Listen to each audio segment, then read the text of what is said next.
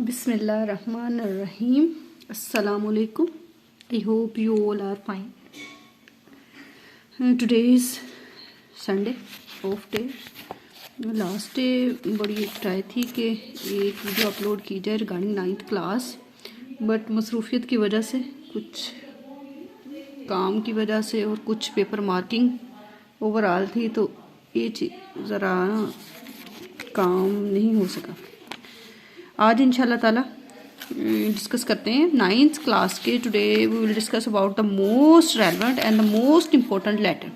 बच्चे बार बार ये क्वेश्चन करते हैं कि मैम ओवरऑल 16 लेटर हैं हमारे पास, तो हमने कितने लेटर्स जो हैं बहुत अच्छे तरीके से प्रिपेयर करने हैं।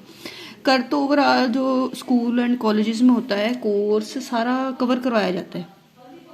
बात ये होती है कि हमने मोस्ट रेलेवेंट लेटर्स को अच्छी तरह प्रिपेयर इस तरह करना होता है कि आपने इन फाइनल डेज में, मीन्स कि अब मोस्टली आपके पास राउंड अबाउट 1 मंथ है, तो इन डेज में आपने उन क्वेश्चंस को बेटे टच करना होता है जो मोस्ट रेलेवेंट है, और टाइम एंड अगेन उनके अंदर कोटेशंस ऐड ज़रूर करनी है। मैं आपको बताऊं, आपने कोई भी लेटर राइट करना है, ट्राई उसमें ये करनी है कि ओवरऑल आप 2 to 3 कोटेशंस डेफिनेटली राइट करें। लास्ट वीडियो अगर आप देखेंगे उसमें मैंने कोटेशंस शेयर किए हैं आपसे, कोटेशंस लिखने का मेथड क्या होता है।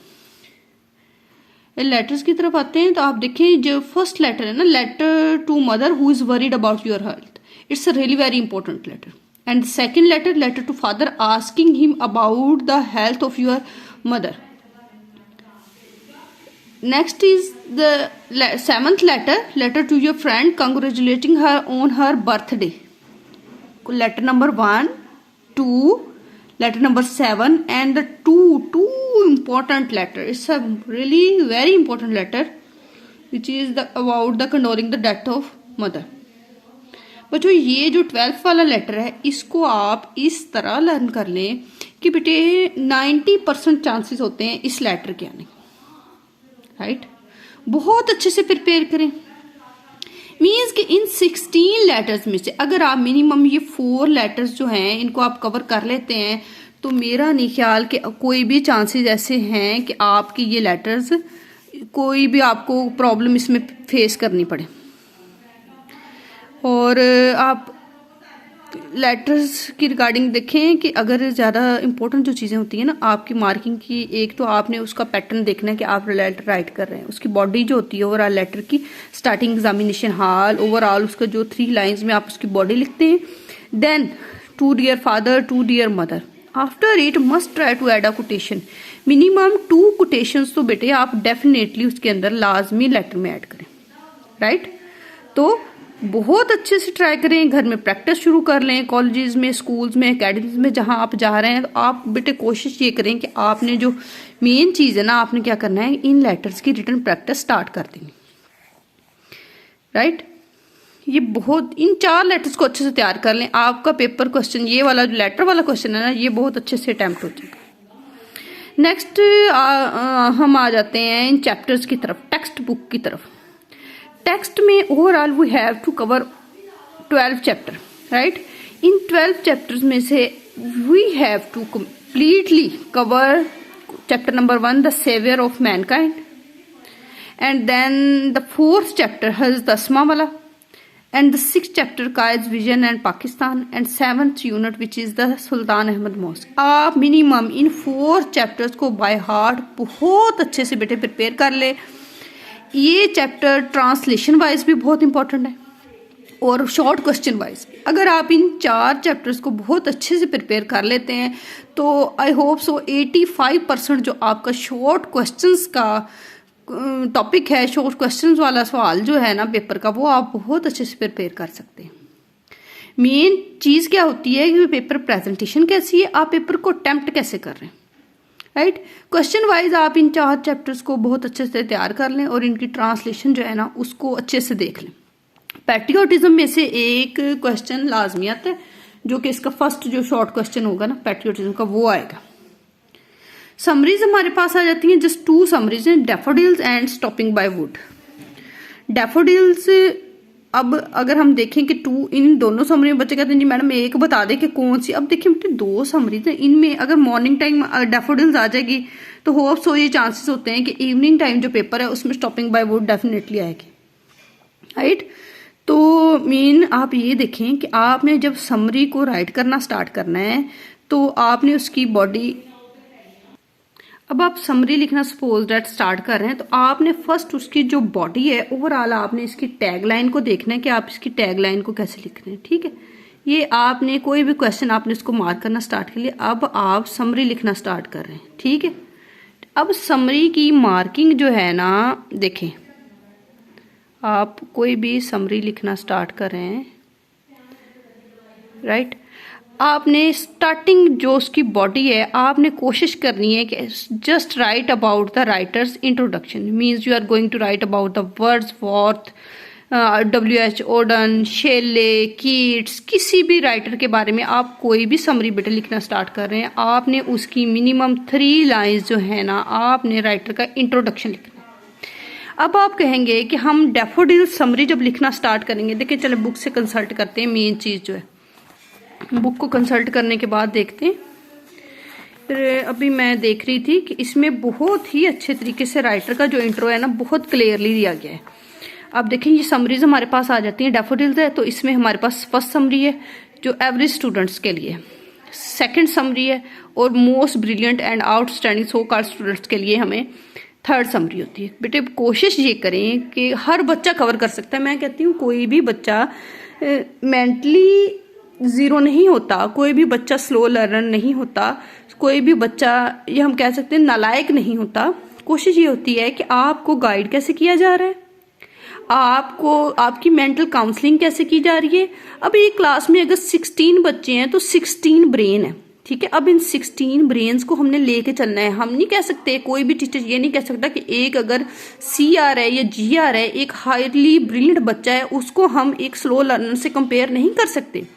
एक बच्चा अगर एक लेटर 10 मिनट्स में लर्न कर लेता है तो दूसरा बच्चा हम वो एक लेटर हाफ एन आवर में करेगा, उसको एक डे भी लग सकता है। How can we compare it. आप उसे गाइड करें, उसको इस तरह से ट्रीट किया जाता है कि बेटे आपने जो कंपैरिजन आ जाता है ना चीज़ों को, बच्चों को हम कह देते हैं कि नहीं भी एक आपने ये समरी क्लियर करनी है तो आप पूरी क्लास ने ये बहुत 110% करके आनी है, सुबह नेक्स्ट डे आपको ये चीज़ें लर्न होनी चाहिए। तो ये चीज़ें क्या करती हैं, रिजल्ट्स को भी जीरो करती हैं, रिजल्ट्स को भी डाउन करती हैं और ओवरऑल जो हमारी एनुअल ग्रैंड मार्किंग होती है ना वो भी पुअर हो जाती है। तो हर ब्रेन को according to its ability, according to their credibility, how they should understand these things, how they can learn it. अब देखिए जब हम ये समरी है, फर्ज करें ये सेकंड समरी है, once Wordsworth was enjoying a countryside trip, he saw some daffodils growing in cluster on the bank of a lake under the tree, they were thick and large in number, they were moving to and fro and tossing their heads in the breeze, they were dancing and shining like stars in the sky. He was delighted to see the charming sights. It left a lasting and deep impression on him. ये जब हम read out बच्चों को करवाते हैं और एक highly brilliant बच्चा है उसको ऐसे लर्न कर लेगा। अब एक स्लो लर्नर है उसको क्या करना है, हमने डिफिकल्ट वर्ड्स को कट करवा देना है, टॉसिंग को कट करवा के हम मूविंग करवा देंगे, ठीक है। डिलाइटेड को कट करवा के सीखेंगे बेटे यहाँ पे आप हैप्पी इसको ऐड कर लें, ठीक है। अब इधर आ जाता है जी पेंसिव मूड। पेंसिव मूड होता है कि सैड मूड, खामोशी, सॉलिट्यूड लवर, साइडेड पर्सन, ठीक है। हम इधर लिखेंगे बेटे आप पेंसिव की जगह यहाँ पे सैड लिख दें, okay. To reflective mood, reflective mood होता है to ponder over thing more, to put या to devote more attention towards it. हम इसे इधर लिख देते कि बच्चे आप इधर लिख दें इन अ सैड मूड लिखते हैं, इन अ अनअंडरस्टैंडेबल कंडीशन, ही रिकॉल्स, ही रिकॉल्स की जगह पे बेटे आप रिमेंबर वर्ड यूज कर सकते हैं, ठीक है। सस्पेंड, कैंसल लिख दें, he is spell bounded, he becomes speechless, ठीक है। When he recall the sight and is transported to that golden moment, right. बेटे चीज़ों को, कोई भी चीज़ कोई भी काम इतना डिफिकल्ट नहीं होता जब आप ठान लेते हैं कि हमने इसको करना ही है, हमने ये याद करना ही है। पेपर है, बहुत अच्छे तरीके से प्रिपेयर करना है, उसको मार्क करें, डिफिकल्ट वर्ड्स को कंसल्ट करें और कोशिश ये करें कि आपने डैफोडिल जो है ना वर्ड्सवर्थ की पोएम है और ये नेचर से रिलेटेड है, आप नेचर से रिलेटेड कोई भी 2 कोटेशन जो है ना वो डेफिनेटली राइट कर दें। अब देखिए यहाँ पे है ये ब्रिलियंट स्टूडेंट के, आप सेकंड समरी कर लें, ठीक है, सेकंड समरी को लर्न कर लें और आप जो कोटेशंस जो है ना वो आप यहाँ से अंडरस्टैंड कर लें कि आपने कोटेशंस थर्ड समरी से लेनी है। थर्ड समरी से देखें, I wander lonely as a cloud, ये समरी की ही लाइन है। मैं घूम रहा था एक आवारा बादल की तरह, as the poem progress this is the mood change into the happiness, ठीक है। आप ये लाइन जो है ना इन्वर्टेड कॉमास में ब्लू मार्कर के साथ ऐड कर दें, ये कोटेशन का काम देगी। फिर ठीक है, फिर इधर आ जाता है द वेव्स बिसाइड्स, इसको रहने दें, नेचर, आप इधर लिख दें जी हैप्पीनेस, ठीक है, हैप्पीनेस कम्स फ्रॉम नेचर, ठीक, हैप्पीनेस कम्स फ्रॉम नेचर। मेरे पास कुछ कोट्स भी थे जो नेचर से रिगार्डिंग हम ऐड कर सकते हैं। I have the huge collection of quotations, right. मुझे याद है कि जब मास्टर्स में मेरे बहुत ही मोहतरम प्रोफेसर साहब, प्रोफेसर शबीर हुसैन साहब, अल्लाह पाक उन्हें ज़िंदगी दे, तंदुरुस्ती दे, from Cambridge college Hasilpur, he is a very very nice person. और मैं कहती हूँ जितना मैंने उनसे सीखा है, being a teacher it's helps me a lot, being a student it's helps me a lot. आप ये देखें कि ये जो भी ये कोटेशंस है, मुझे याद है ये मेरी मास्टर्स लेवल की कोटेशंस है। और ये कोटेशंस आप अगर आप पैशनेट हो ना तो आप चीज़ों को कंपाइल करना शुरू कर देते हैं। देखिए ये मेरी कोटेशंस की डायरी है जिसको मैंने overall, it's my collection of whole worldly quotations. इसमें वर्ड्स बेस्ट राइटर्स की कोटेशंस हैं। देखें इसमें जॉन हेकी है, common looking people are the best in the world, that is the reason the Lord makes so many of them, right. Means कि average student है, इसको अपने दिल पे ना लें कि हम लो लर्नर हैं। तो देखिए क्या है जी, lord makes so many of them, common people are the best in the world, right. अब यहाँ पे आएगी जी एम्ब्रूस बिर्सी की है, speak when you are angry and you will make the best speech you will ever regret. ये बहुत अच्छी कोटेशन है। अब शेक्सपियर की कोटेशन है जी, Coward dies many times before their death. The valiant never taste the death but once.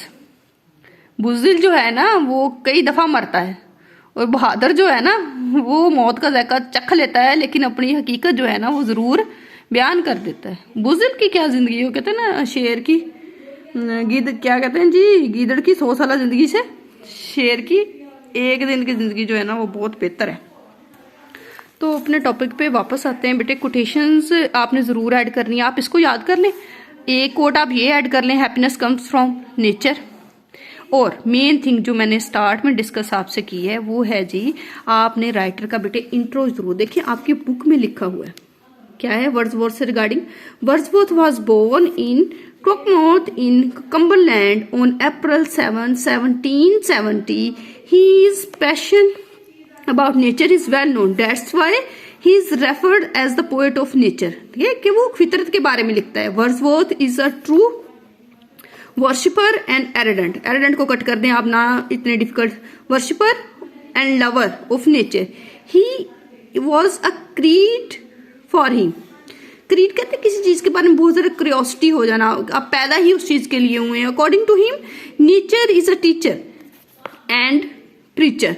In this poem, the poet has presented before us the healthy, अब देखें इनोबलिंग को कट कर दें आप, प्योरीफाइंग को कट कर दें, enduring the impact of nature on human beings. यहाँ पे आप जस्ट एक सिंगल लाइन लिखते हैं, this poem shows us the impact of nature on human being. Daffodils shows us the impact of nature on human being. आप मत लिखें इतनी ये डिफिकल्ट वर्डिंग को ना ऐड करें, आप जस्ट लिख दें जी डैफोडिल्स, ठीक है, shows us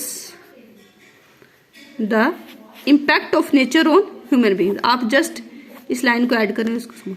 और ये राइटर का इंट्रो आपने डेफिनेटली समरी के स्टार्ट, जब आपने समरी लिखना स्टार्ट करनी है, आपने स्टार्टिंग में 3 to 4 लाइन्स जो है ना बेटे समरी की, ये जरूर ऐड करनी है राइटर के इंट्रो की। Okay, today I think so it's enough for you. ये समरीज जो है रिकॉल कर लेते हैं कि समरीज आपने डैफोडिल्स और स्टॉपिंग बाय वुड्स ऐड करनी है, दोनों अच्छे से लर्न करनी है। हर समरी में मिनिमम 2 कोटेशंस डेफिनेटली होनी चाहिए। स्टार्टिंग बॉडी जो है उसमें आपने राइटर का इंट्रो जरूर ऐड करना है। चैप्टर्स की हम बात कर रहे थे, ग्रामर भी इंशाल्लाह ताला डिस्कस करेंगे, बस कुछ टाइम की किल्लत हो जाती है। लेटर्स जो है आपने मिनिमम 1, 2, 7 और 12 ऐड करना है। It's enough for paper question. Chapters की तरफ एक दफा फिर इसको रिकॉल कर लेते हैं कि चैप्टर्स आपने फर्स्ट चैप्टर 4, 5 और 7। Okay, take care yourself. अल्लाह हाफिज।